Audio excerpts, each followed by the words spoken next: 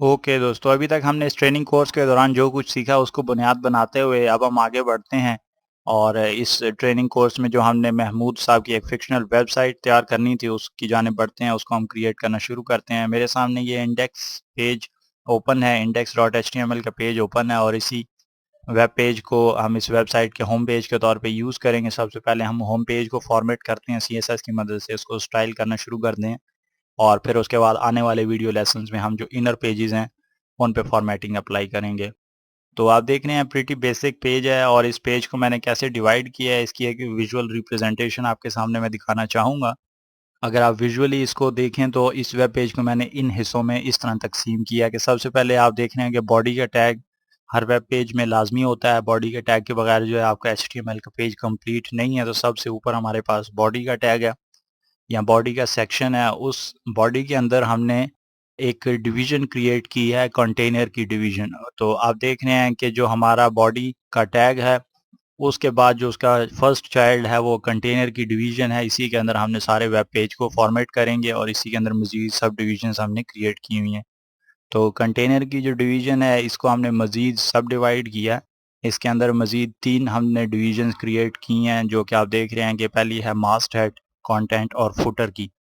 और इनको भी हमने मज़ीद कैटेगराइज़ किया है या मज़ीद इनको डिवाइड किया है, मज़ीद डिविज़न्स यहाँ पे क्रिएट किए हैं। मास्ट हेड के लिए हमने एक सब डिवीज़न और क्रिएट की है, जो कि मास्ट हेड लिंक्स के नाम से है।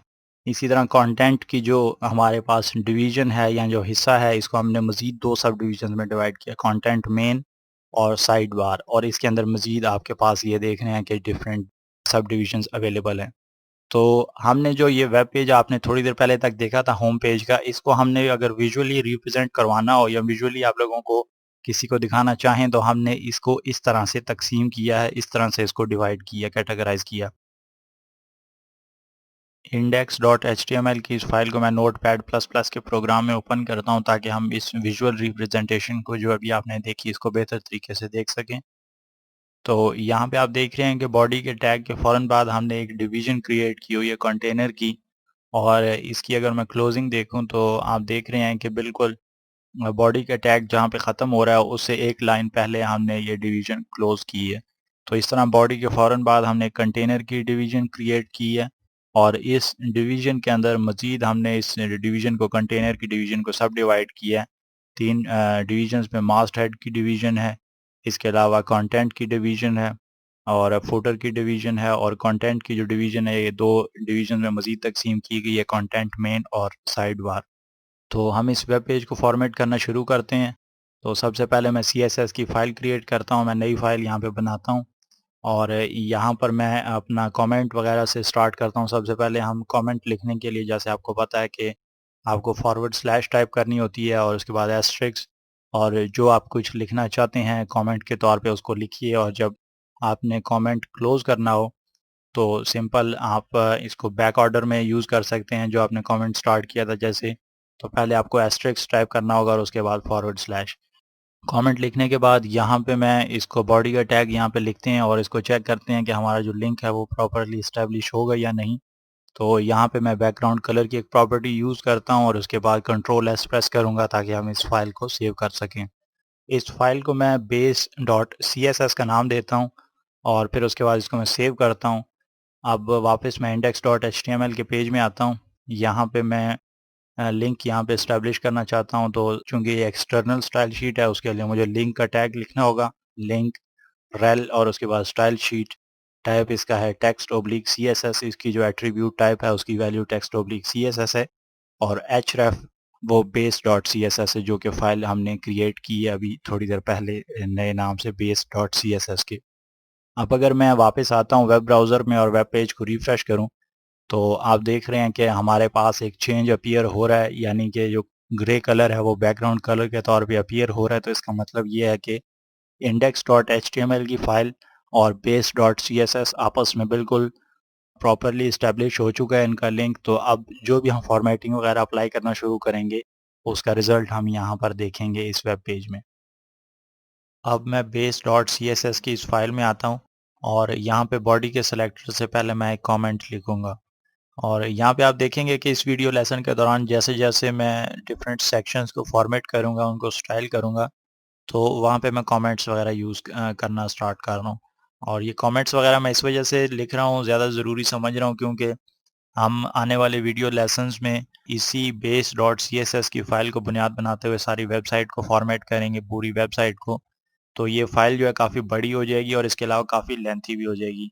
और डिफरेंट सेक्शन को जब हम देखेंगे या उसमें कोई अमेंडमेंट्स करनी हो, कोई चेंजेज़ करने हो, तो पूरी फ़ाइल को स्क्रॉल करना जब हम शुरू करेंगे, तो वो हमारे लिए काफ़ी टाइम कंज्यूमिंग हो सकता है। इस वजह से यहाँ पे मैं डिफरेंट सेक्शंस के टॉप पे मैं कमेंट्स वगैरह यूज़ करता जा रहा हूँ, ताकि मैं एक ही नज़र में देख सकूँ कि यहाँ पे मैंने किस सेक्शन को फ़ॉर्मेट किया या किस सेक्शन को स्टाइल किया। तो इस वजह से यहाँ पे मैंने बॉडी के सिलेक्टर से ऊपर जो है कमेंट लिख दिया कि styling the body and container div.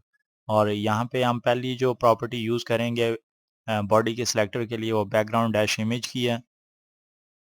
Background image की इस प्रॉपर्टी को पाथ देने के लिए मैं वापस मेमोरी टी के इस फ़ोल्डर में आता हूँ और यहाँ पे आप देख रहे हैं कि बेस डॉट सीएसएस की फ़ाइल हमारे सामने मौजूद है। इसके अलावा इंडेक्स डॉट एचटीएमएल की फ़ाइल मौजूद है और यहाँ पे एक और फ़ोल्डर हमारे पास मौजूद है, सब फ़ोल्डर इमेजेस के नाम से। तो इसको अगर मैं ओपन करूँ, यहाँ पे आप देख रहे हैं कि डिफरेंट इमेजेस हमारे सामने ओपन है और हम इन्हीं को यूज़ करेंगे इस वीडियो लेसन के दौरान। तो यहाँ पे जो पहला इमेज आप देख रहे हैं, मैं बैकग्राउंड इमेज के तौर पे यूज़ करना चाहता हूँ बॉडी के सिलेक्टर पे, वो ये बैकग्राउंड डॉट जेपीईजी है। इसका मैं यहाँ पे पाथ लिख देता हूँ, यूआरएल, और उसके बाद ब्रैकेट स्टार्ट की images forward slash background dot JPG. अब अगर मैं वेब पेज को रिफ्रेश करूँ, तो आप देखेंगे कि अब हमारे सामने उस बैकग्राउंड कलर के बजाय एक डिफरेंट बैकग्राउंड इमेज अपीयर होता हुआ नज़र आ रहा है। तो हमने बॉडी के सेलेक्टर पर एक बैकग्राउंड इमेज अप्लाई करवा दी है। मैं वापस आता हूँ base dot C S S की फ़ाइल में और यहाँ पे हम बैकग्राउंड इमेज के बाद मार्जिन की प्रॉपर्टी एलोकेट करते हैं और मार्जिन को मैं प्रॉपर्टी दे रहा हूँ, इसकी जो वैल्यूज़ हैं लेफ़्ट और राइट साइड पे, मैं चाहता हूँ कि 100 पिक्सेल्स का मार्जिन दिया जाए। तमाम जो कंटेंट है इस बॉडी के अंदर, इस पेज के अंदर जितना भी कंटेंट है, उसके दाएँ तरफ और बाएँ तरफ दोनों अतराफ में हमें 100 पिक्सेल्स का मार्जिन मिले। तो मैंने 100 पिक्सेल्स का मार्जिन यहाँ पे एलोकेट कर दिया। अब अगर मैं वेब पेज को रिफ्रेश करूँ, तो आप देख रहे हैं कि हमारा कंटेंट जो है वो दाएँ तरफ से भी हमें 100 पिक्सेल्स का मार्जिन मिल रहा है और बाएँ तरफ से भी, दोनों तरफ से। तो इस वीडियो लेसन के दौरान हमारा जो बॉडी का टैग है, बॉडी का जो सेलेक्टर है, उस पे फॉर्मेटिंग तकरीबन हमारी कंप्लीट हो चुकी है। और इसके बाद अब हम आगे बढ़ते हैं, तो मैं इंडेक्स डॉट एचटीएमएल में आता हूँ वापस और यहाँ पे आप देख रहे हैं कि बॉडी के टैग के बाद आगे हमारे पास कंटेनर की डिव है या कंटेनर की क्लास है। तो हम इसको फॉर्मेट करेंगे, बल्कि कंटेनर को फॉर्मेट करने से पहले मैं इसके नीचे जो आप हेडर देख रहे हैं या डिवीज़न देख रहे हैं, वो मास्ट हेड की डिवीज़न है। तो हम यहाँ पर मास्ट हेड की डिवीज़न को पहले फॉर्मेट कर लेते हैं। तो मैं बेस डॉट सीएसएस में आता हूँ और यहाँ पे इसका सेलेक्टर लिखता हूँ। मैंने पिछले वीडियो लेसन्स में आपको बताया था कि जब हमने किसी डिवीज़न को कोई आईडी दी हो, तो उसको जब हम सेलेक्ट करवाना चाहें सीएसएस की मदद से, तो हमें सबसे पहले तो पाउंड का निशान लगाना पड़ता है या हैश का निशान यूज़ करना पड़ता है और उसके बाद वो जो हमने वैल्यू दी होती है, आईडी की जो वैल्यू होती है, वो हम लिखेंगे और इनके कर्ली ब्रेसेस में हम डिफरेंट प्रॉपर्टीज़ यूज़ कर सकते हैं। इस तरह इस सेलेक्टर को यूज़ करवा सकते हैं। तो मास्ट हेड का मैंने सेलेक्टर लिखा और उसके बाद यहाँ पे पहली जो प्रॉपर्टी मैं यूज़ करूँगा सीएसएस की, वो बैकग्राउंड इमेज की है और इसको भी हम एक इमेज का बैकग्राउंड देते हैं। मैं वापस आता हूँ इस सब फ़ोल्डर में, तो आप देख रहे हैं यहाँ पे हमारे पास मास्टहेड डॉट जेपीईजी की एक फ़ाइल मौजूद है। तो बेस डॉट सीएसएस में जो इसका यूआरएल है, वो है इमेजेस फॉरवर्ड स्लैश और उसके बाद मास्टहेड डॉट जेपीजी। इस को मैं सेव करता हूँ और वेब ब्राउज़र को अगर रिफ्रेश करूँ, तो आप देख रहे हैं कि अब बैकग्राउंड इमेज के तौर पे जो हमारा इस डिवीज़न है, इसके बैकग्राउंड इमेज के तौर पे ये तस्वीर जो है वो अप्लाई होती हुई नज़र आ रही है। तो अभी तक हमने इस बॉडी के जो सेलेक्टर है या इस पेज में जो बॉडी का टैग है, उस पे फॉर्मेटिंग अप्लाई करवा दी है बैकग्राउंड इमेज की और इसके अलावा जो मास्ट हेड की डिवीज़न है इस वेब पेज में, उस पे हमने एक बैकग्राउंड इमेज की प्रॉपर्टी यूज़ करवा दी है। अब मैं वापस अगर आऊँ, इसमें डिफरेंट और मज़ीद हम ऑप्शंस वगैरह यूज़ कर सकते हैं और डिफरेंट फॉर्मेटिंग्स अप्लाई कर सकते हैं, लेकिन उससे पहले मैं चाहूँगा कि अपने इंडेक्स डॉट एचटीएमएल में जो कंटेनर की क्लास देखी थी, उसको हम फॉर्मेट करते हैं। तो मैं वापस आता हूँ, यहाँ पे थोड़ा-सा ऊपर टॉप पे हम कंटेनर की क्लास को फॉर्मेट करते हैं। क्लास को फॉर्मेट करने के लिए हमें डॉट का सिंबल यूज़ करना पड़ता है, तो डॉट कंटेनर और उसके बाद ओपनिंग और क्लोजिंग कर्ली ब्रेस और इसके दरमियान में हम इसकी प्रॉपर्टीज़ यूज़ करेंगे। पहले जो सीएसएस की प्रॉपर्टी है, वो मैं बैकग्राउंड डैश कलर यहाँ पे लिख देता हूँ और इस कंटेनर की डिवीज़न को मैं वाइट कलर एलोकेट कर देता हूँ। अब अगर मैं वेब पेज को रिफ्रेश करूँ, तो आप देख रहे हैं कि अब जो कंटेनर की डिवीज़न है, ये कंटेनर का जो टैग है, इसकी जो क्लास है, उसका बैकग्राउंड कलर वाइट हो चुका है। कंटेनर की डिवीज़न को जैसे ही मैंने सफ़ेद रंग का बैकग्राउंड कलर दिया, तो आप देख रहे हैं कि वेब पेज के रिफ्रेश करते ही अब हमारे सामने काफ़ी स्मूथ किस्म की ब्लेंडिंग नज़र आ रही है। मास्टर्ड का जो बैकग्राउंड इमेज है और इसके अलावा जो वेब पेज है, ये एक दूसरे में ग्रेजुअली और स्मूथली ब्लेंड हो रहे हैं। तो यहाँ पर हमने इस तरह का इफ़ेक्ट एक क्रिएट किया है। इसके अलावा अगर हम चाहें तो इस कंटेनर की डिवीज़न पे मज़ीद फ़ॉर्मेटिंग अप्लाई कर सकते हैं। तो मैं वापस base.css की इस फ़ाइल में आता हूँ और यहाँ पे बैकग्राउंड कलर के बाद एक और प्रॉपर्टी हम यूज़ कर लेते हैं CSS की इस कंटेनर की डिवीज़न के लिए, border dash left. Left side पे मैं बॉर्डर देना चाहता हूँ, इसको 2 पिक्सेल्स का मैं बॉर्डर दूँगा, डॉटेड स्टाइल है और इसका जो कलर है वो ब्लैक। और इसी लाइन पे रहते हुए मैं अपने कीबोर्ड से कंट्रोल डी की प्रेस करता हूँ, तो आप देखेंगे कि ये लाइन जो है ये डुप्लीकेट हो जाएगी। नोटपैड प्लस प्लस में जब आप किसी लाइन पे रहते हुए कंट्रोल डी की प्रेस करते हैं, तो वो लाइन जो है वो डुप्लीकेट हो जाएगी, नीचे आपके सामने रेप्लिकेट हो जाएगी। तो आप वहाँ पे इसको चेंजेस कर सकते हैं। यहाँ पे मैं बॉर्डर लेफ्ट के बजाय जो नीचे वाली लाइन है इसको बॉर्डर राइट कर देता हूँ। तो अब हमने कंटेनर की इस डिवीज़न पे दोनों अतराफ पे दाएँ और बाएँ तरफ दोनों तरफ जो है वो 2 पिक्सेल्स का डॉटेड ब्लैक बॉर्डर अप्लाई करवा दिया है। इसको अगर मैं वेब पेज में रिफ्रेश करूँ, तो आप देख रहे हैं कि अब हमारे सामने काफ़ी खूबसूरत किस्म का रिज़ल्ट अपीयर होता हुआ नज़र आ रहा है। अगरचे अभी तक इस वेब पेज में हमें कोई ख़ास खूबसूरती नज़र नहीं आ रही, लेकिन इंशाल्लाह आप देखेंगे कि आने वाले 1-2 लेसन्स में आप काफ़ी खूबसूरत किस्म का वेब पेज अपने सामने देखेंगे। और यहाँ पे अब आप देख रहे हैं कि हमने इस कंटेनर की डिवीज़न को एक बैकग्राउंड कलर भी दे दिया और इसके अलावा इसको बॉर्डर भी एलोकेट कर दिया। तो अब हम वापस आते हैं इस सेक्शन पे, इस base.css की फ़ाइल में, और यहाँ पे मास्टर्ड का जो सेक्शन है, यहाँ पे मैं एक कमेंट लिख देता हूँ। जैसे मैंने आपको बताया था पहले भी कि हम डिफरेंट सेक्शंस को जैसे फॉर्मेट करते जाएँगे, उनको कमेंट भी करते जाएँगे। तो बॉडी और कंटेनर की डिवीज़न को फॉर्मेट करने के बाद अब मैं यहाँ पे मास्टराइड को फॉर्मेट करने जा रहा हूँ, तो उसके लिए मैंने यहाँ पे इसकी फॉर्मेटिंग अप्लाई करवा दी और बैकग्राउंड इमेज की प्रॉपर्टी मास्टराइड को यूज़ मैंने करवाई थी। अब यहाँ पे अगली जो प्रॉपर्टी मैं यूज़ करूँगा इस सिलेक्टर के लिए या इस टैग के लिए, वो कलर की है। और मैं ये चाहता हूँ कि मास्ट हेड में जितना भी टेक्स्ट है, जो भी टेक्स्ट है, वो हमारे सामने सफ़ेद कलर में या वाइट कलर में अपीयर हो। तो यहाँ पे मैंने कलर को वाइट किया और इसके बाद वेब पेज को अगर मैं रिफ्रेश करूँ, तो आप देखेंगे कि महमूद टी स्टॉल और इसके अलावा चाय तैयार है सर का जो टेक्स्ट है, ये हमारे सामने सफ़ेद रंग में या वाइट कलर में अपीयर हो रहा है। मास्ट हेड की इस डिवीज़न के लिए अगली CSS की प्रॉपर्टी जो मैं यूज़ करूँगा वो हाइट की है और यहाँ पे इसकी वैल्यू मैं 100 पिक्सेल्स यानी कि 100 px लिखता हूँ। और अगर मैं वेब पेज में आके वेब ब्राउज़र पे एक दफ़ा इसको रिफ्रेश करूँ वेब पेज को, तो अब आप देख रहे हैं कि हमारा जो बैकग्राउंड था मास्ट हेड के लिए, वो एक डिफरेंट लुक हमें दे रहा है। अब हमारे सामने वो जो बादलों का इफ़ेक्ट था या जो ग्रेजुअल ब्लेंड हमें नज़र आ रहा था, वो नज़र नहीं आ रहा, बल्कि ये एक पट्टी नज़र आ रही है। तो जब आपने अपने किसी डिवीज़न को कोई बैकग्राउंड इमेज दिया हो, तो हाइट की जो प्रॉपर्टी है इसको आपने, अगर तो आपका इमेज प्रॉपर्ली डिस्प्ले नहीं होता, तो आपको हाइट की प्रॉपर्टी को यूज़ करना होगा।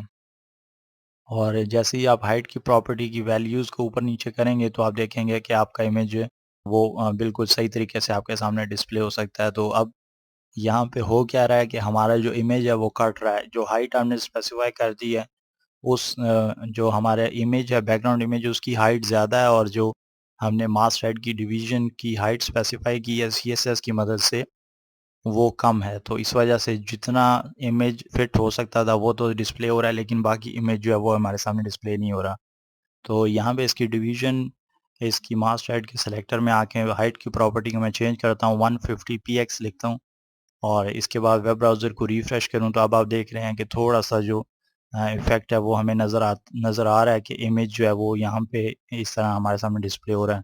अभी भी चूँकि पूरा डिस्प्ले नहीं हुआ, तो इसके लिए मैं वापस आता हूँ और यहाँ पे इसकी वैल्यू को मैं 175 px लिख के अगर वेब पेज को रिफ्रेश करूँ, तो अब आप देख रहे हैं कि अब हमारा इमेज जो है वो प्रॉपर्ली डिस्प्ले हो रहा है।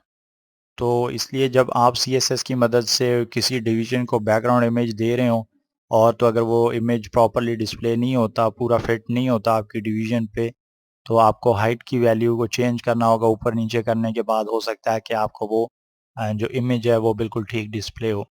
मैं अगर यहाँ पे चाहता तो हाइट की वैल्यू को ना यूज़ करता, हाइट की प्रॉपर्टी को ना यूज़ करता, क्योंकि हमारे सामने जो डिवीज़न थी वो बिल्कुल ठीक तरीके से डिस्प्ले हो रही थी। सारे का सारा इमेज जो है वो डिस्प्ले हो रहा था इस डिवीज़न के बैकग्राउंड इमेज के तौर पे। लेकिन जब आप एचटीएमएल की कोडिंग कर रहे हो, अगर तो इमेज जो है वो प्रॉपर्ली डिस्प्ले नहीं हो रहा, जो आपने अपने डिवीज़न पे बैकग्राउंड इमेज के तौर पे अप्लाई करवाया हुआ है, तो आप हाइट की वैल्यू से छेड़खानी कर सकते हैं और उसके बाद आप देखेंगे कि आपका इमेज आपके सामने बिल्कुल ठीक तरीके से डिस्प्ले होता हुआ नज़र आएगा। मास्ट हेड डिवीज़न की जनरल फॉर्मेटिंग करने के बाद अब हम आगे बढ़ते हैं और इस डिवीज़न के अंदर मौजूद कंटेंट को फॉर्मेट करेंगे। तो आप देख रहे हैं कि मेरे सामने ये महमूद टी स्टॉल और चाय तैयार है सर की हेडिंग्स जो हैं वो अपीयर हो रही हैं, तो इनको हम फॉर्मेट करते हैं। उसके लिए मैं वापस इंडेक्स डॉट एचटीएमएल के पेज में आता हूँ और यहाँ पे आप देख रहे हैं कि मास्ट हेड की जो डिवीज़न है, इसके अंदर हमने ये 2 हेडिंग्स यूज़ की हैं, H1 और H3 की। तो सबसे पहले हम H1 की जो हेडिंग है उसको फॉर्मेट करते हैं। उसके लिए मैं यहाँ पे इसका सिलेक्टर लिखूँगा मास्ट हेड और स्पेस H1। तो अगर तो आपको इल्म नहीं है कि ये सिलेक्टर जो है वो मैंने कैसे लिखा है या इससे क्या मुराद है, तो उसके लिए मैं आपको रिकमेंड करता हूँ कि पीछे जो मैंने आपको वीडियो लेसन जिसमें आप हमने चाइल्ड पेरेंट कॉन्सेप्ट के ज़रिए डिफरेंट सेलेक्टर्स को यूज़ किया था, आप उसको एक दफ़ा देख लें, तो उसके बाद इंशाल्लाह आपके सामने जो सब कुछ क्लियर हो जाएगा और आपको आइडिया हो जाएगा कि इस सेलेक्टर को हमने ऐसे क्यों लिखा है। तो यहाँ पे मैंने H1 का जो सेलेक्टर है यहाँ पे लिखा है मास्ट हेड और स्पेस H1 दी है। इसकी जो पहली प्रॉपर्टी है पैडिंग की, इसको मैं 10 पिक्सेल्स की वैल्यू देता हूँ। उसके बाद मार्जिन की जो प्रॉपर्टी है इसको मैं 0 करता हूँ और अगर मैं वेब पेज को रिफ्रेश करूँ तो आप देखेंगे कि महमूद टी स्टॉल की जो हेडिंग है ये थोड़ी-सी अंदर की जानिब इंडेंट हुई है, टेक्स्ट अंदर की जानिब चला गया। अगरचे कोई ख़ास फ़र्क नहीं पड़ा, लेकिन जैसे-जैसे हम यहाँ पे इस मास्ट हेड के सेक्शन को फॉर्मेट करते रहेंगे तो इंशाल्लाह आप देखेंगे कि इसका जो है आपको आपके सामने काफ़ी बेहतर रिज़ल्ट अपीयर होगा।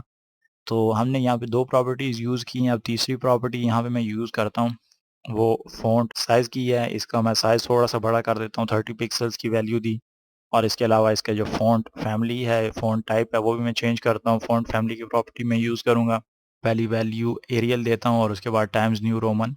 तो जो डिफ़ॉल्ट वैल्यू थी उसको रिप्लेस कर दिया। अब जो हमारी ये हेडिंग है ये एरियल फ़ॉन्ट में हमारे सामने अपीयर होगी। अगर तो एरियल फ़ॉन्ट मौजूद ना हुआ यूज़र्स के कंप्यूटर पे, तो फिर टाइम्स न्यू रोमन को वो यूज़ कर सकते हैं। तो अब अगर मैं वेब पेज को रिफ्रेश करूँ तो आप देख रहे हैं कि हमारी हेडिंग जो है इसका फ़ॉन्ट भी चेंज हो गया है और इसके अलावा साइज़ भी जो है वो थोड़ा-सा चेंज हुआ है। अब यहाँ पे एक चीज़ आप देख रहे हैं कि हमारा जो हेडिंग है ये कोई ख़ास हमें खूबसूरत नज़र नहीं आ रही। उसकी वजह ये है कि इसके ऊपर 4-5 लिंक्स मौजूद हैं, बुलेट्स मौजूद हैं। Home, key benefits, about us और कॉन्टैक्ट अस की ये बुलेट्स मौजूद हैं। तो इसकी वजह से हमारा जो ये हेडिंग है ये बेहतर तरीके से अपीयर नहीं हो रही है। हम इसको फ़ॉर्मेट करेंगे और ये जो बुलेट्स हैं इनको रास्ते से हटाएँगे और इनको एक बेहतर तरीके से एक नेविगेशन सिस्टम यहाँ पे बनाएँगे। तो उसके लिए मैं वापस index.html के पेज में आता हूँ और यहाँ पे आप देख रहे हैं कि मास्ट हेड के अंदर हमने एक सब डिवीज़न यूज़ की है मास्ट हेड लिंक्स की। तो यहाँ पे मैं वापस theme.css में आता हूँ और मास्ट हेड लिंक्स की जो सब डिवीज़न है उसको मैं फ़ोकस करूँगा। इसको मैं लिखता हूँ डॉट मास्ट हेड और अंडरस्कोर लिंक्स। यहाँ पे हमने यूएल का जो सिलेक्टर है, क्योंकि हमने अनऑर्डर्ड लिस्ट को जो है वो फॉर्मेट करना है, तो मैंने यूएल का सिलेक्टर यहाँ पे लिखा है और इस पे मैं डिफरेंट फॉर्मेटिंग्स वगैरह अप्लाई करता हूँ। सबसे पहली जो फॉर्मेटिंग है वो मैं फ्लोट की वैल्यू यूज़ करूँगा। फ्लोट की वैल्यू को मैं राइट कर देता हूँ। अब ये जो प्रॉपर्टी आप देख रहे हैं फ्लोट की, ये बेसिकली जो डिफ़ॉल्ट ऑर्डर होता है आपके डिवीज़न में या जो कंटेंट है उसका फ़्लो इस तरह होता है कि आप टॉप पे जो कंटेंट देखते हैं वो ज़ाहिर बात है कि आपके वेब पेज पे भी टॉप पे अपीयर होगा। जो कोड में आप ऊपर टॉप पे रखते हैं, इसके बाद आगे करते-करते इस तरह बॉटम पे, टॉप से बॉटम आपका ऑर्डर होता है टेक्स्ट डिस्प्ले करवाने का या कोई भी डिवीज़न डिस्प्ले करवाने का। लेकिन सीएसएस की मदद से हम फ्लोट की वैल्यूज़ यूज़ कर सकते हैं। इसमें 3 वैल्यूज़ हम यूज़ कर सकते हैं, लेफ्ट, राइट और नन। और हम यहाँ पे राइट की वैल्यू यूज़ करना चाहते हैं, तो हम ये बता रहे हैं सीएसएस की मदद से कि मास्ट हेड लिंक्स में जितने भी यूएल का जो टैग देखेंगे उसको आपने राइट साइड पे अलाइन करना है, राइट साइड पे लेकर जाना है। तो ऑटोमेटिकली जो कंटेंट उसके नीचे आएगा वो थोड़ा सा ऊपर चला जाएगा, स्क्वीज़ हो जाएगा और इस तरह हम जो है ये कॉलम्स बेसिकली सीएसएस की मदद से हम इस तरह कॉलम्स वगैरह क्रिएट करते हैं। तो यहाँ पे हमने फ्लोट की जो वैल्यू यूज़ की है, राइट यूज़ की है। तो आप यहाँ पे एक वैल्यू और यूज़ कर सकते हैं। अगर आप इसको लेफ़्ट पे रखते तो ये ऑलरेडी लेफ़्ट पे ही था तो कोई ख़ास फ़र्क आपको ना पड़ता, लेकिन यहाँ पे हम चूँकि राइट की वैल्यू रखेंगे और इसके बाद अगर मैं वेब पेज को रिफ्रेश करूँ तो आप देखेंगे कि हमारी जो सारी बुलेट्स थी वो राइट साइड पर अलाइन हो चुकी हैं। इस डिवीज़न की दाएँ तरफ चली गई हैं। तो उसकी वजह से जब ये दाएँ तरफ चली गई तो उसके नीचे जो टेक्स्ट था ये ऊपर आ गया और अब हमारे पास कदरे बेहतर रिज़ल्ट आ रहा है इस हेडिंग का। ये हेडिंग जो है हमें सामने थोड़ी-सी खूबसूरत नज़र आ रही है। तो इस तरह फ्लोट की जो वैल्यू है जब आप किसी इस तरह डिविजन्स को पूरी की पूरी डिवीज़न को भी फॉर्मेट उसको फ्लोट करवा सकते हैं, लेफ्ट, राइट और नन की वैल्यू यूज़ कर सकते हैं। ज़्यादातर लेफ्ट, राइट की वैल्यू यूज़ की जाती है। या फिर अगर आप किसी टैग को फ्लोट करवाना चाहें तो आप उसके लिए फ्लोट की वैल्यू यूज़ कर सकते हैं। यहाँ पे चूँकि मैंने यूएल के टैग को फ्लोट करवाया तो इस वजह से ये यूएल का तमाम टैग जो है वो लेफ्ट साइड से हमें राइट साइड की तरफ फ्लोट होता हुआ या राइट साइड पर अपीयर होता हुआ नज़र आ रहा है। तो अब हम वापस आते हैं मास्ट हेड लिंक्स में यूएल का जो ये सेलेक्टर है इसमें मज़ीद फॉर्मेटिंग अप्लाई करते हैं। तो पैडिंग की वैल्यू यहाँ पे मैं 10 पिक्सेल्स देता हूँ। इसके अलावा मार्जिन की वैल्यू 0 कर देता हूँ और यहाँ पे अगली जो प्रॉपर्टी मैं यूज़ करूँगा लिस्ट स्टाइल टाइप और इसकी वैल्यू को मैं नन कर देता हूँ। अब अगर मैं वेब ब्राउज़र में आके इस वेब पेज को रिफ्रेश करूँ तो आप देखेंगे कि वो तमाम की तमाम फ़ॉर्मेटिंग जो हमने अप्लाई करवाई है सीएसएस की मदद से वो इस लिस्ट पे या इस यूएल के टैग पे अप्लाई होती हुई नज़र आ रही है। जो बुलेट्स वगैरह थी वो अब यहाँ से गायब हो चुकी हैं। यहाँ पे हम मज़ीद फ़ॉर्मेटिंग इसकी करते हैं। इसको मैं कॉपी कर लेता हूँ पूरे के पूरे इस कोड को, इस पीस को और यहाँ पे हम दोबारा पेस्ट करते हैं। अब हम एलआई का जो टैग है उसको फ़ोकस करते हैं तो स्पेस देके एलआई लिखूँगा और यहाँ पे हमने जो पहली प्रॉपर्टी यूज़ करनी है इस एलआई के टैग के लिए, एलआई के सिलेक्टर के लिए वो पैडिंग 3 ज़ीरोज़ में टाइप करता हूँ, उसके बाद 5 पिक्सेल्स की वैल्यू दूँगा और इसी तरह इसको मैं कंट्रोल डी करके डुप्लिकेट करता हूँ और मार्जिन की वैल्यू भी मैं इतनी स्पेसिफ़ाई कर देता हूँ। तो पैडिंग की जो वैल्यू है वो मैंने 3 ज़ीरोज़ दिए, 3 ज़ीरो से मुराद है कि टॉप, राइट और बॉटम की जो वैल्यूज़ हैं उन पे कोई मार्जिन नहीं देना और लेफ़्ट साइड की जो वैल्यू है उस पे आपने 5 पिक्सेल्स की पैडिंग और 5 पिक्सेल्स का मार्जिन दे देना। तो इसको अगर मैं वेब पेज में रिफ्रेश करूँ तो कोई ख़ास फ़र्क आपको महसूस होता हुआ नज़र नहीं आ रहा। उसकी वजह ये है कि अगर हम डिस्प्ले इनलाइन की प्रॉपर्टी यूज़ करें तो फिर उसके बाद हमें ये वैल्यू जो है इनका इफ़ेक्ट जो है वो नज़र आएगा। तो डिस्प्ले इनलाइन में लिखता हूँ और उसके बाद वेब पेज को अगर मैं रिफ्रेश करूँ तो अब आप देख रहे हैं कि अब हमारे सामने कदरे बेहतर किस्म की नेविगेशन सिस्टम जो है वो अपीयर होती हुई नज़र आ रही है। तो इसको मैं वापस अगर यहाँ पे अब मैं इनकी पैडिंग की वैल्यू को फ़र्ज़ करें मैं डिलीट कर देता हूँ, वेब पेज को रिफ्रेश करूँ तो अब आप देख रहे हैं कि तमाम का तमाम टेक्स्ट जो है वो इस तरह लग रहा है कि ये एक ही कंटीन्यूअस वर्ड है और ये जुड़ा हुआ नज़र आ रहा है। तो उस वजह से मैंने पैडिंग की वैल्यू भी दी और मार्जिन की वैल्यू भी दी। इसको दोबारा मैं वापस पेस्ट कर देता हूँ। तो आपको मार्जिन और पैडिंग की वैल्यू चूँकि हम डिस्प्ले इनलाइन की मदद से नेविगेशन सिस्टम बनाना चाहते हैं तो इस वजह से यहाँ पे मैंने डिस्प्ले की वैल्यू इनलाइन दी। मार्जिन की जो वैल्यू है वो मैंने राइट साइड टॉप और बॉटम के लिए 0 मार्जिन रखा और लेफ्ट साइड पे मैंने 5 पिक्सेल्स का मार्जिन दिया। तो इस तरह हमारा ये आप देख रहे हैं कि अब नेविगेशन सिस्टम बेहतर तरीके से अपीयर होता हुआ नज़र आ रहा है। अब हम आगे देखते हैं कि हम मास्टर्ड में मज़ीद क्या फ़ॉर्मेटिंग अप्लाई करवा सकते हैं। यहाँ पे आप देख रहे हैं कि ये चाय तैयार है सर की जो हेडिंग है ये काफ़ी नीचे है। इसको हम चाहते हैं कि ये उसके साथ बिल्कुल जुड़ जाए। तो उसके लिए मैं वापस base.css में आता हूँ। इसका सिलेक्टर में लिखता हूँ मास्टहेड और h3 की हेडिंग हम यहाँ पे यूज़ कर रहे हैं। तो जो पहली वैल्यू इस सिलेक्टर के लिए मैं लिखूँगा, जो प्रॉपर्टी यूज़ करूँगा वो पैडिंग की है। पैडिंग को मैं उसी तरह 10 पिक्सेल्स की पैडिंग देता हूँ और इसके अलावा जो दूसरी प्रॉपर्टी वो मार्जिन की है और मार्जिन टॉप बल्कि हम यहाँ पे वैल्यू लिखते हैं और इसको मैं नेगेटिव मार्जिन देता हूँ। तो सीएसएस की मदद से आप पॉजिटिव के साथ-साथ अगर नेगेटिव मार्जिन भी देना चाहें तो आप नेगेटिव मार्जिन भी दे सकते हैं। -10 पिक्सेल्स का मार्जिन मैंने दिया। अब अगर मैं वेब पेज को रिफ्रेश करूँ तो आप देख रहे हैं कि टेक्स्ट जो है थोड़ा-सा ऊपर की जानिब चला गया। तो अगर आप मज़ीद जो है इसको स्क्वीज़ करना चाहें दोनों के दरमियान जो स्पेस है कि दोनों आपस में बिल्कुल जुड़े हुए नज़र आएँ तो आप नेगेटिव मार्जिन को मज़ीद इंक्रीज़ कर सकते हैं। अगर 20 पिक्सेल्स करूँ तो आप देख रहे हैं कि अब हमारा टेक्स्ट जो है बिल्कुल उसके साथ जुड़ गया। तो इस तरह जो है हम आप हेडिंग्स में बेहतरी ला सकते हैं, खूबसूरती ला सकते हैं। इसकी वैल्यू को अगर मैं 25 पिक्सेल्स कर देता हूँ और यहाँ पे मैं एक और प्रॉपर्टी यूज़ करता हूँ वो है फ़ॉन्ट फैमिली की। और फ़ॉन्ट फैमिली के लिए यहाँ पे जो डिफ़ॉल्ट फ़ॉन्ट है उसको हम रिप्लेस करते हैं कोरियर न्यू के साथ और सेकंड वैल्यू एरियल की देते हैं और इसके अलावा अगर तीसरा फ़ॉन्ट भी एलोकेट करना चाहें तो हम 3 वैल्यूज़ दे सकते हैं। तो सीएसएस जो है वो बता रहा है कि आपने सबसे पहले तो अगर आपके कंप्यूटर पे कोरियर न्यू का फ़ॉन्ट इंस्टॉल है तो आप वो यूज़ करें इस हेडिंग के लिए। अगर वो नहीं है तो एरियल, अगर वो भी नहीं है तो फिर आप टाइम्स न्यू रोमन के जो फ़ॉन्ट है वो यूज़ कर सकते हैं। हेडिंग्स को प्रॉपर्ली स्टाइल करने के बाद अब हम आगे बढ़ते हैं और इस मास्ट हेड में जो अगली एनहांसमेंट हम करना चाह रहे हैं वो ये चाहते हैं कि ये जो ऊपर आप लिंक सिस्टम देख रहे हैं, जो मेन्यू देख रहे हैं, इसको हम थोड़ा-सा इंटरैक्टिव किस्म के लुक दें ताकि यूज़र जैसे ही माउस इसके ऊपर लेके जाए तो उसको कोई चेंज अपीयर होता हुआ नज़र आए। तो उसके लिए मैं वापस index.html में आते हैं और यहाँ पे आप देख रहे हैं कि यहाँ पे मैंने एक क्लास यूज़ की है मास्टहेड लिंक्स की और उसके अंदर जो है हमने यूएल के टैग में li के जो डिफरेंट एलिमेंट्स हैं वहाँ पे हमने लिंक वगैरह यूज़ किए हैं। तो उसको फ़ोकस करने के लिए सबसे पहले तो मुझे मास्टहेड की जो क्लास है वो लिखनी पड़ेगी और उसके बाद मैं ए का टैग यूज़ करता हूँ और फिर कोलन के बाद इसकी जो सूडो क्लास है वो मैं टाइप करूँगा लिंक की और यहाँ पे मैं एक वैल्यू लिखता हूँ, इसको मैं पैडिंग की वैल्यू देता हूँ 2 पिक्सेल्स पैडिंग एलोकेट करता हूँ। इसके अलावा जो अगली प्रॉपर्टी यहाँ पे मैं यूज़ करना चाहता हूँ लिंक की सूडो क्लास के लिए और टेक्स्ट डेकोरेशन की प्रॉपर्टी को मैं नन करार देता हूँ और इसके अलावा तीसरी जो वैल्यू है वो मैं कलर जो इस टेक्स्ट का कलर है उसको मैं वाइट कर देता हूँ। तो इन 3 प्रॉपर्टीज़ को यूज़ करने के बाद अब अगर मैं वेब पेज को रिफ्रेश करूँ तो आप देख रहे हैं कि ऊपर जो आपको लिंक्स वगैरह नज़र आ रहे थे, उस पे जो अंडरलाइन थी या जो ब्लू कलर में आपके सामने अपीयर हो रहे थे, वो सारे चेंज हो चुके हैं और वो आप इस व्हाइट कलर में हमारे सामने अपीयर हो रहे हैं। अगर मैं होम के इस बटन पे क्लिक करूँ तो आप देख रहे हैं कि होम का जो लिंक है वो अब वापस ब्लू कलर में अपीयर हो रहा है। तो ये विज़िटेड स्टेट है इसकी, इसको भी हम फ़ोकस कर लेते हैं। ये कोड कॉपी किया है, यहाँ सिलेक्टर को लिखा है, इसको मैं कॉपी कर लेता हूँ। और यहाँ पे हम पेस्ट करते हैं इसको।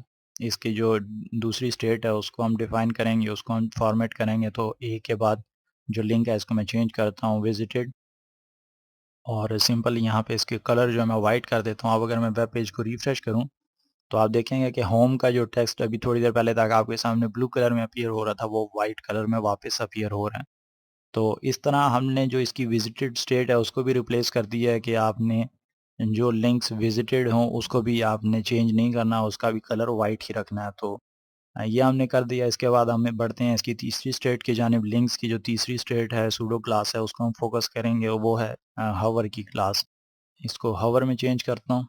ए के बाद जो मैंने हॉवर लिखा और यहाँ पे मैं थोड़ी-सी ज़्यादा प्रॉपर्टीज़ यूज़ करूँगा सीएसएस की। पहले सबसे पहले तो हम बैकग्राउंड कलर एलोकेट करते हैं और यहाँ पे मैं इसको ब्लैक कलर देता हूँ बैकग्राउंड के तौर पे और इसका जो बॉर्डर है, बॉर्डर टॉप की वैल्यू मैं यहाँ पे एलोकेट करता हूँ 1 पिक्सेल्स सॉलिड और इसको हम वाइट बॉर्डर दे देते हैं। बॉर्डर बॉटम की जो वैल्यू है वो मैं एलोकेट करता हूँ दूसरी जो बॉटम पे बॉर्डर देना चाहता हूँ 2 पिक्सेल्स डॉटेड और इसको वाइट बॉर्डर दे देता हूँ और अब अगर मैं वेब पेज को रिफ्रेश करूँ तो आप देख रहे हैं कि अब हमारे सामने जैसे ही मैं किसी लिंक के ऊपर अपने माउस कर्सर को लेकर जाता हूँ तो वो जो है चेंज अपीयर होता हुआ नज़र आ रहा है। अब हमारा जो टेक्स्ट है वो उसी कलर में है लेकिन उसके पीछे बैकग्राउंड कलर जो है वो ब्लैक हो चुका है और टॉप और बॉटम पे हमें कुछ बॉर्डर अप्लाई होता हुआ नज़र आ रहा है। तो इस तरह हमने इस लिंक्स जो हैं इनके 3 स्टेट्स को डिफ़ाइन कर दिया। इसके अलावा अगर आप चाहें तो इसकी चौथी स्टेट को भी डिफ़ाइन कर सकते हैं जो कि एक्टिव की है। अगर मैं वेब ब्राउज़र में आके होम के बटन पे थोड़ी देर क्लिक करके रखूँ तो आप देख रहे हैं कोई ख़ास फ़र्क महसूस होता हुआ नज़र नहीं आ रहा। सिवाय इसके कि हमारा जो टेक्स्ट है वो उसी कलर में अपीयर होता है, बैकग्राउंड कलर चेंज होता है और बॉर्डर टॉप और बॉटम पे अप्लाई होता हुआ नज़र आ रहा है, लेकिन टेक्स्ट का रंग जो है वो चेंज नहीं होता। तो हम इसकी जो एक्टिव स्टेट है उसको भी चेंज कर सकते हैं। उसके लिए मैं यहाँ पे दोबारा इसको टाइप करता हूँ और ए का जो कॉलन है इसके बाद मैं इसकी एक्टिव सूडो क्लास को फ़ोकस करूँगा और यहाँ पे सिंपल मैं एक कलर की वैल्यू लिख देता हूँ और इसको मैं रेड वैल्यू दे देता हूँ। अब अगर मैं वेब पेज को रिफ्रेश करूँ, अब अगर मैं थोड़ी देर माउस कर्सर को पकड़ के रखूँ इस होम के लिंक पे तो आप देख रहे हैं कि अब जो हमारा कलर है टेक्स्ट का वो हमें रेड कलर में अपीयर हो रहा है। तो इस तरह हमने मास्ट हेड में काफ़ी सारी जो है एनहांसमेंट कर ली है कि हमने इस पे एक बैकग्राउंड इमेज अप्लाई करवा दी है। इसके अलावा हमने ऊपर नेविगेशन सिस्टम बना दी है कि आप डिफरेंट पेजेस को एक्सेस कर सकते हैं। हेडिंग्स जो हैं उनको बेहतर तरीके से फॉर्मेट कर दिया तो हमारी मास्ट हेड की जो फॉर्मेटिंग है इस वीडियो लेसन में यहाँ पे कंप्लीट होगी। इसके अलावा अगर आप चाहें तो मज़ीद फॉर्मेटिंग भी अप्लाई कर सकते हैं लेकिन यहाँ पे सिर्फ आपको डेमोन्स्ट्रेट करवाना चाह रहा हूँ कि सीएसएस की मदद से आप कितने पावरफुल किस्म के वेब पेजेस क्रिएट कर सकते हैं फ्रॉम द स्क्रैच, बिल्कुल शुरू से। और बल्कि यहाँ पे हम एक और जो है index.html के पेज में आते हैं, तो यहाँ पे आप देख रहे हैं कि एक्टिव पेज की एक क्लास मैंने यूज़ की है इस लिंक के लिए। चूँकि इस वक्त हम होम पेज पे काम कर रहे हैं, तो इस वजह से ये जो है हमारा एक्टिव पेज है, यानी कि हम इस पेज के ऊपर मौजूद हैं। तो इस वजह से यहाँ पे मैंने क्लास दे दी है एक्टिव पेज की, और इसको हम फॉर्मेट कर लेते हैं सीएसएस की मदद से, ताकि हम यूज़र्स को ये बता सकें कि वो इस वक्त किस पेज पे मौजूद हैं, एक विजुअल रिप्रेजेंटेशन उनके सामने नज़र आए उनको। तो उसके लिए यहाँ पे हम वापस base.css में आते हैं, और यहाँ पे मैं मास्ट हेड लिंक्स इसी तरह उसका सिलेक्टर लिखूंगा, उसकी पेरेंट क्लास लिखूंगा। ए का मैंने सिलेक्टर लिखा, और इसके बाद इसकी जो क्लास है, क्योंकि ए का जो टैग है उसके अंदर हमने एक्टिव पेज की क्लास यूज़ की है, तो मैंने एक्टिव पेज लिखा। उसके बाद यहाँ पे मैं जो फॉर्मेटिंग अप्लाई करवाना चाह रहा हूँ वो मैं अब लिख सकता हूँ। तो सिंपल जो हवर की प्रॉपर्टीज़ हैं, 2 प्रॉपर्टीज़ बॉर्डर टॉप और बॉटम की, ये मैं कॉपी कर लेता हूँ और यहाँ पे मैं इसको पेस्ट कर देता हूँ। अब अगर मैं वेब ब्राउज़र में आके वेब पेज को रिफ्रेश करूँ, तो आप देख रहे हैं कि होम का जो हमारे पास टेक्स्ट है, इसके ऊपर और नीचे हमें एक बॉर्डर अप्लाई होता हुआ नज़र आ रहा है। तो इस तरह अगर यूज़र हमारी वेबसाइट को विज़िट कर रहा है, तो चूँकि वो इस वक्त होम पेज पे मौजूद है, तो उसको ऊपर लिंक्स को देखते ही अंदाज़ा हो जाएगा कि इस वक्त वो हो सकता है कि होम पेज पे मौजूद हो। तो इस तरह आप एक विजुअल रिप्रेजेंटेशन भी बना सकते हैं, और यहाँ पे हमारी जो मास्टर्ड की फॉर्मेटिंग है वो कंप्लीट हो चुकी है। और इसके अलावा अब अगर हम नीचे वाला जो हिस्सा है उसको फॉर्मेट करना स्टार्ट करते हैं, कंटेंट जो दरमियान वाला हिस्सा है उसको हम बाद में फॉर्मेट करेंगे अगले वीडियो लेसन में। यहाँ पे हम फुटर के ऊपर जो है थोड़ी सी फॉर्मेटिंग अप्लाई करते हैं। तो इसको मैं कॉपी कर लेता हूँ, बल्कि हम फुटर कमेंट कर देते हैं कि हम अब फुटर के सेक्शन को फॉर्मेट करना जा रहे हैं। तो यहाँ पे मैं स्टाइलिंग द फुटर सेक्शन लिखता हूँ, और उसके बाद फुटर का जो सिलेक्टर है वो मैं लिखूँगा सीएसएस में। फुटर को हमने एक आईडी दी है, इस डिवीज़न को हमने आईडी दिया फुटर की, तो यहाँ पे मैंने हैश फुटर लिखा। फिर कर्ली ब्रेसेस में मैं इसकी वैल्यूज़ टाइप करता हूँ। सिंपल सबसे पहले तो हम बैकग्राउंड इमेज की प्रॉपर्टी यूज़ करते हैं, चूँकि हमने फ़ोटो के लिए भी एक बैकग्राउंड इमेज क्रिएट किया, तो यूआरएल के बाद मैं इसका पाथ लिखता हूँ इमेजेस, और footer डॉट जेपेग ये इमेज मेरे पास मौजूद है। इसको अगर आप देखना चाहें तो ये आप देख सकते हैं कि इस इमेजेस के फ़ोल्डर में हमारे पास मौजूद है। इसको अगर मैं अब रिफ्रेश करूँ वेब ब्राउज़र को, तो आप देख रहे हैं कि फुटर पे थोड़ा-सा हमें जो है कुछ चेंज नज़र आ रहा है। इसका मतलब ये है कि हमें यहाँ पे हाइट की जो प्रॉपर्टी है वो यूज़ करनी होगी, चूँकि ये हमारा इमेज है, ये ठीक तरीके से डिस्प्ले नहीं हो रहा। तो उसके लिए मैं हाइट की प्रॉपर्टी यूज़ करता हूँ, 100 पीएक्स लिख के मैं देखता हूँ। तो आप देख रहे हैं कि अब जो है वो चाय का कप हमारे सामने थोड़ा-सा बेहतर तरीके से अपीयर हो रहा है, लेकिन अभी भी ठीक नहीं है। इसको हम मज़ीद चेंज कर लेते हैं। 100 पीएक्स के अलावा अगर मैं चाहूँ 140 पिक्सेल्स की जो वैल्यू, ये मेरे ख़्याल से ठीक रहेगी बिल्कुल। सही हमारा सारे का सारा फ़ोटो जो है वो अपीयर हो रहा है। तो यहाँ पे मैंने 140 पिक्सेल्स की वैल्यू रखी, और उसके बाद यहाँ पे आप देख रहे हैं कि ये टेक्स्ट जो है, पैराग्राफ जो है, ऑल राइट रिजर्व्ड का, इसको फुटर के अंदर होना चाहिए था, इसको ऊपर टॉप पे नहीं होना चाहिए था। तो इसको अब हम फ़ोकस करते हैं। उसके लिए मैं वापस आता हूँ base.css की इस फाइल में आता हूँ, और यहाँ पे मैं इसका सिलेक्टर लिखूँगा फुटर, और पी। अब यहाँ पे इसको हम फॉर्मेट करना स्टार्ट करते हैं। तो इसके लिए सिंपल हमने पैडिंग की जो प्रॉपर्टी है वो यूज़ करनी है। पैडिंग की वैल्यूज़ यहाँ पे मैं एलोकेट करता हूँ। टॉप की इसकी वैल्यू 80 पिक्सेल रखता हूँ। इसके अलावा जो इसकी राइट और लेफ्ट बॉटम की वैल्यू है इसको मैं 0 कर देता हूँ, और लेफ्ट साइड की वैल्यू को 150 पीएक्स लिख के। अब अगर मैं वेब पेज को रिफ्रेश करूँ, तो आप देख रहे हैं कि अब जो टेक्स्ट ऊपर था वो थोड़ा-सा जो है इस फुटर के अंदर हमें मौजूद अपीयर होता हुआ नज़र आ रहा है।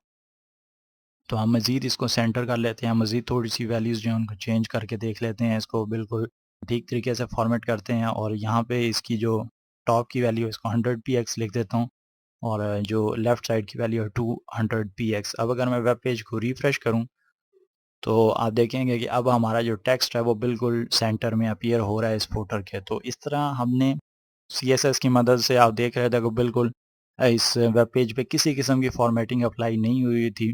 बिल्कुल सिंपल सा पेज था, कोई फ़ॉर्मेटिंग नहीं थी। डिविज़न्स हमने क्रिएट की हुई थी, और उन डिविज़न्स की मदद से हमने इस वेब पेज को एक बैकग्राउंड इमेज दिया, बॉडी के टैग पे हमने बैकग्राउंड इमेज अप्लाई करवाया, कंटेनर जो है हमने उसको फॉर्मेट किया। इसके अलावा मास्क टैग में हमने काफ़ी कॉम्प्लेक्स किस्म की फॉर्मेटिंग की और फुटर को फॉर्मेट किया। तो सीएसएस की मदद से हमने इस वेब पेज का जो पहला हिस्सा है उसको फॉर्मेट कर लिया। अब हम इस वेब पेज में जो कंटेनर का सेक्शन है, जो मेन सेक्शन है दरमियान वाला, उसको हम अगले वीडियो लेसन में फॉर्मेट करेंगे और फिर हो सकता है कि उसके बाद 1 या 2 वीडियोज़ के बाद जो हम इस ट्रेनिंग कोर्स को रैप अप करेंगे और कंप्लीट करेंगे।